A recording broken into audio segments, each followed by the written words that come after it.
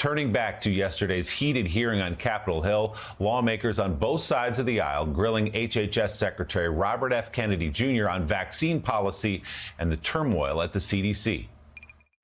Do you agree with me that the president deserves a Nobel Prize for Operation Warp Speed? Yeah, absolutely, Senator. That was phenomenal. Let me ask you, but you just told Senator Bennett that the COVID vaccine killed more people than COVID. Wait, that was a statement. I did not say that. Okay, then let me ask, because you also Senator, I just want to make clear, I did not say that. We'll check. You also told Senator Wyden at the outset that you didn't want to take vaccines away from people. And as I conclude, I would like to say this. Because of the conflicting recommendations made about COVID.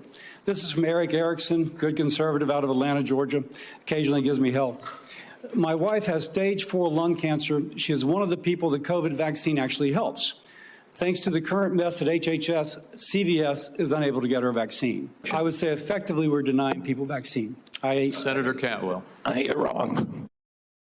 You canceled $500 million of research because the mRNA technology is about continuing the research to be ready for the next flu, influenza, the next pandemic, and you have to do the research. I'm happy to have a detailed discussion with you about it. You're so wrong on your facts. You're interrupting me, and sir, you're a charlatan. That's what you are. You're the ones who conflate chronic disease with the need for vaccines. So over the last 50 years, vaccines are estimated to have saved 154 million lives worldwide. I support vaccines. I'm a doctor. Vaccines work. Secretary Kennedy, in your confirmation hearings, you promised to uphold the highest standards for vaccines. Since then, I've grown deeply concerned. The public has seen measles outbreaks, leadership in the National Institute of Health questioning the use of mRNA vaccines, the recently confirmed director of Centers for Disease Control and Prevention fired. Americans don't know who to rely on. I've been hearing from many of my medical colleagues, people I've known from medical school, residency, and when I practiced medicine in Wyoming, and there are real concerns that safe, proven vaccines like measles, like hepatitis B, and others could be in jeopardy. And that would put Americans at risk and reverse decades of progress. As we've seen over the last 4 years, the previous administration 4 years, when recommendations became politicized or were swayed by bias, that the public trust can be lost. So what safeguards are in place to ensure decisions are based solely on science and not politics? And how are you going to make sure doctors and parents can count on CDC guidance? Oh, Americans have lost faith in CDC, and we need to restore that faith. And we're going to do that by telling the truth and not through propaganda. You tell the head of the CDC that if she refused to sign off on your changes to the childhood vaccine schedule, that she had to resign? No, I told her that she had to resign because I asked her, are you a trustworthy person? And she said no. So if you had an employee who told you they weren't trustworthy, would you ask them to resign, Senator? I just want to pick up on Senator Warren's point. Are you telling us that the former head of CDC went to you, you asked her, are you a trustworthy person? And she said, no, I am not a trustworthy person? She didn't say, no, I'm not a trustworthy person. She said, no. I can't conclude from the discussion today where you are on warp speed.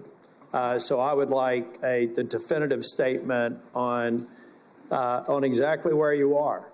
Was it good? Was it bad? Were there things that worked? Were there things that didn't work? I can't discern that from what you said here. I, for one, think that it was a signature accomplishment of President Trump, and the mRNA platform is something. I agree with that. I look forward to you giving us a detailed statement on exactly where you are with warp speed.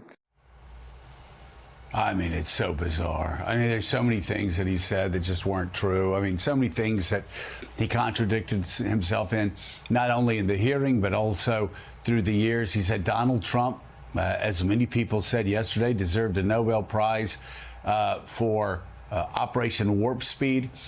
He said he agreed with that under pressure from Republicans.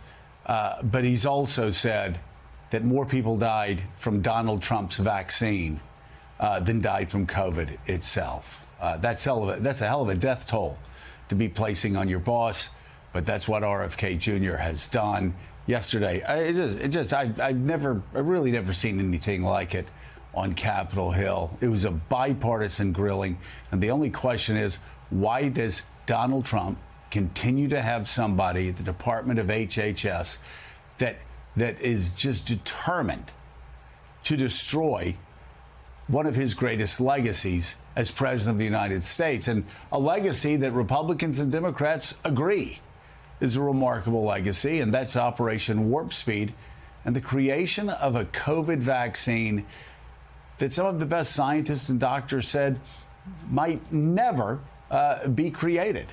Let's bring into the conversation NBC News and MSNBC political analyst, former U.S. Senator Claire McCaskill. We also have managing editor at The Bulwark, Sam Stein. Senator McCaskill, I must say, yesterday was unlike anything I've ever seen on Capitol Hill in a hearing. Republicans and Democrats alike just absolutely aghast at RFK Jr.'s conspiracy theories and as they would say, lies. Yeah, you know, one thing that I think has to be talked about here is the sense of arrogance and entitlement that Kennedy demonstrated yesterday. I have never seen a witness in front of a Senate hearing be as disrespectful as he was to every single member who questioned him. It's like he was exuding, "Who do you think you are, questioning me?" I mean, this is a man who's lived a life of entitlement. There are many people who have lived his life that would have ended up in prison. But instead, Bobby Kennedy, here he is at a pinnacle of public health in the world, spreading lies and frankly, just being a bully. I think one of the reasons he performed the way he did is he's trying to hold on to his job. And he knows Trump loved nothing better than a lying bully. And that's what he was yesterday. He was a lying bully. And I thought it was notable that when he said that he asked the woman that he supported, that Trump nominated, that he had a hand in picking for the CDC, that he actually said that he asked her if she was a trustworthy person, and she said no. Now, everybody started laughing. Did you see the staff behind the dais that all started laughing, and the senators started laughing because they know how ludicrous that is. Yeah, that was just a lie. That didn't happen. He just made that up. And the idea that he feels comfortable doing that tells you all you need to know about how out of touch this guy is with the American people and really the job he should be doing. Yeah, and of course, that's the woman who he a month ago, as the senators pointed out, said had actually totally impeachable credentials and was an ideal person for the job. She now has a Wall Street Journal op-ed detailing exactly why she was fired. I think it's so interesting what Claire brings up, Sam, because I was watching it and with my sort of amateur psychologist hat on, that is exactly what I was thinking, is how is this guy so arrogant that he can talk to these senators this way? And I guess the question is does he get away with it? Have you ever asked someone if they're untrustworthy and they said, and they said no? Nah. Actually, no. You cannot trust me. No.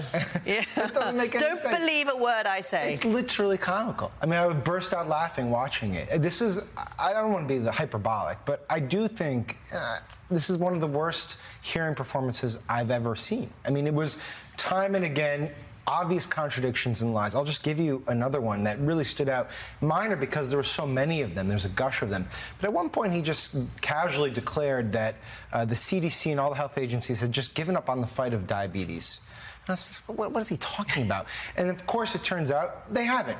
But what they had done is that in the spring of this year, the NIH abruptly, under his leadership, abruptly canceled a 30-year study into diabetes. This man was talking out of both sides of his mouth. As Joe noted, he said Trump deserves the Nobel Peace Prize for Operation Warp Speed, but he wouldn't commit to saying that Operation Warp Speed presented any deaths. And in fact, he's on the record saying, quote, the deadliest vaccine ever made.